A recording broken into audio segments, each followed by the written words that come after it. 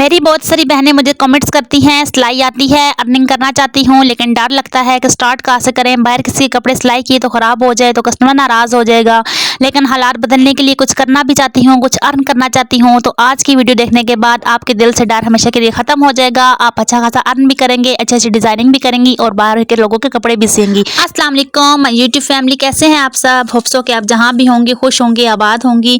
तो अच्छा, मेरी बहन ने कमेंट्स किया था ना कि मैं करना चाहती हूँ, मैं अर्न करना चाहती हूँ, मुझे बहुत अच्छी सिलाई भी आती है, लेकिन मुझे सिलाई करने में डर लगता है। तो मैं शायद इस बार पहले भी एक वीडियोस बना चुकी हूँ कि अगर आपको सिलाई में डर लगता है तो आपका डर कैसे खत्म हो, लेकिन उन्होंने शायद वो वीडियो देखी नहीं थी या क्या। तो मैंने सोचा कि चले आज फिर मैं आपके लिए एक छोटे सा आपके लिए वीडियोस बना देती हूँ, शायद कि आपको थोड़ी सी मोटिवेशन मिल जाए और आप अपने हालात बदलने के लिए कुछ ना कुछ स्टेप उठा लें।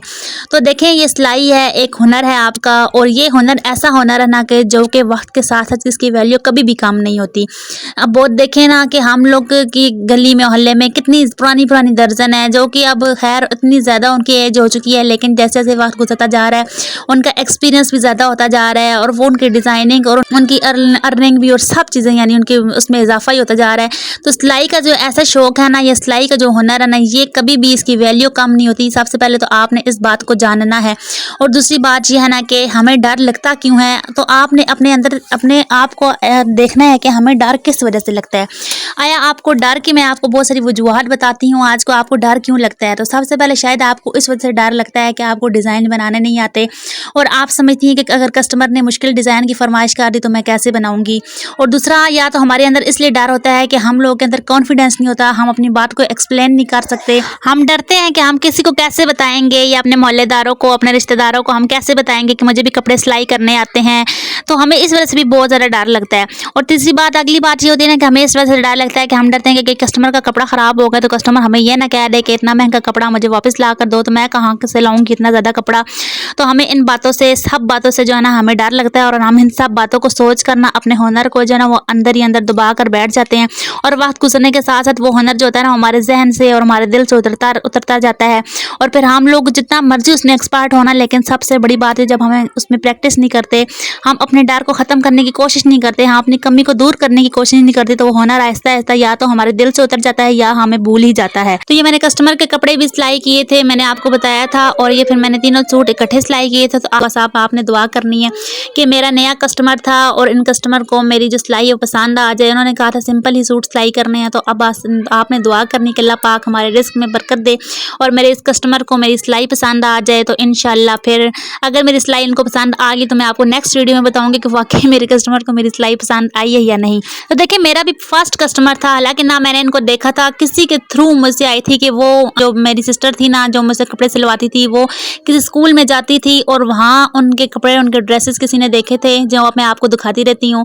तो उधर से उन्हें फिर किसी ने कहा था कि भाई आपने मुझे भी वहाँ से कपड़े सिलाई करवा के देने हैं, स्टिच करवा के देने हैं, आपने मुझे उनका नंबर दे देना है और मैं उनसे कपड़े स्टिच करवाती रहूँगी। तो ऐसे ही जब हम लोग किसी को काम करके देते हैं, कोई बंदा आगे कपड़े पहन के जाता है, तो वो जब हमारी चीज़ देखता है तो हमें थोड़ा सा, हमारी भी जो पब्लिसिटी हो जाती है, हमारी भी काम की जो मशहूरी हो जाती है, और अगले बंदे को भी थोड़ा सा अगर मुनासिब प्राइस में या मुनासिब रेंज में अगर थोड़ी सी सिलाई मिल रही हो तो अगला बंदा भी खुशी खुशी काम करवाता है।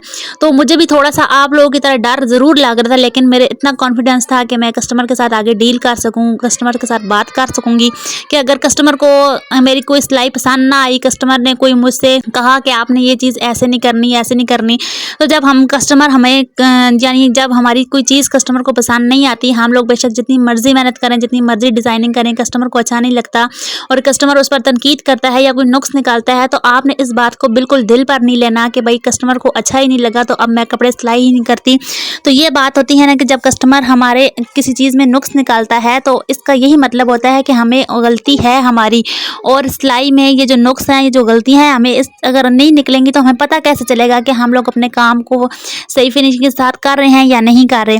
इसलिए घबराने के बजाय मुस्कुरा कर आपने कस्टमर से कहना है कोई बात नहीं है, मैं आपको इस जगह से सही कर दूंगी, आप मुझे बताएं कि आपको कहाँ से फिटिंग सही नहीं आ रही है, कहाँ से आपको मसला आ रहा है। और ये सिलाई की गलतियाँ जो थी ना हमें कुछ ना कुछ सिखा कर जाती हैं। अगर कोई काम देख कर गलती निकालें तो उसको आपने कमज़ोरी नहीं बनाना, बल्कि आपने उसको ताकत बनाना। और देखिए हर बंदे को अपनी गलती याद रहती है।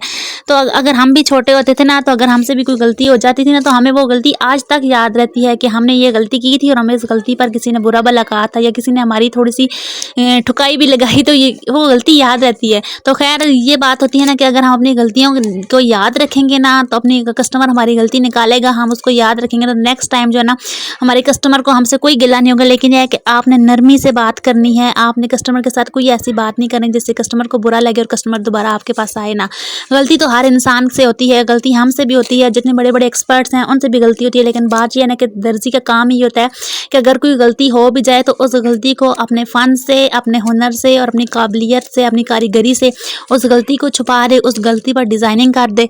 तो अब अगली बात करेंगे हमें सिलाई में डर क्यों लगता है कि हमें डिज़ाइनिंग करनी नहीं आती। देखिए एक जब हम लोग स्कूल जाते होते थे तो हमें एक बात पे डर लगता होता था कि जिस टीचर का हमें टेस्ट नहीं याद होता था, तो हम लोग उसके पीरियड्स में आने से बहुत ज़्यादा डरते होते थे कि उसका पीरियड आ गया, अब टीचर हमसे सबक सुनेगी, हम लोग ने कोई प्रैक्टिस नहीं की।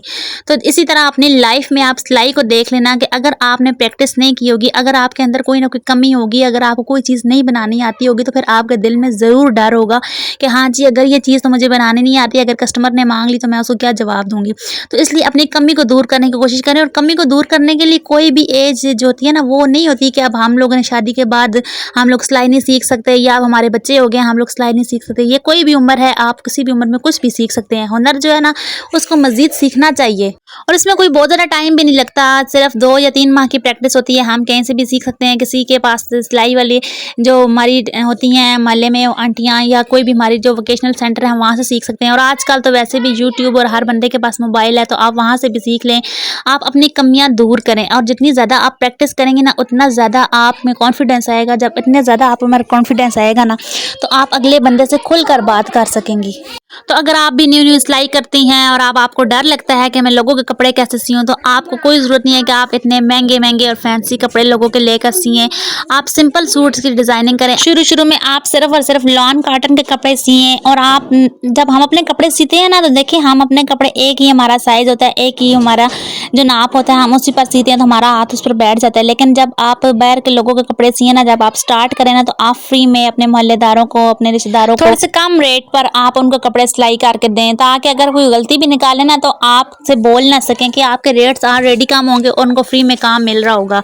तो आप 8-10 सूट फ्री में सिलाई करके दें या बहुत कम रेट्स पर सिलाई करके दें ना, तो जो कि वो सूट डिफरेंट डिज़ाइन के हों। जब आप हर साइज़ का नाप, हर साइज़ का डिज़ाइन और हर साइज़ का जो होगा ना, आप उसको सिलाई करेंगे ना, फिर आपका जो दिल से ना वो डर निकल जाएगा। फिर आपको समझ आ जाएगी कि अगर किसी नाप का सूट सिलाई करना है तो हमें उसके लिए क्या, हमें उसका फार्मूला होगा, हमें उसके लिए कितना कपड़ा चाहिए होगा। आपको हर चीज़ का आइडिया हो जाएगा और आपका काम फिर उसको कैसे करना है, उसमें से कितना कपड़ा बचाना है, कितना कपड़ा उस पर लगाना है, तो इससे आपको हर काम करने का अंदाज़ा हो जाता है। तो मेरी प्यारी प्यारी बहनों ना, अगर आपने कुछ करना है ना, तो आपने स्टेप उठाना होगा, अपने दिल से इस डर को ख़त्म करना होगा।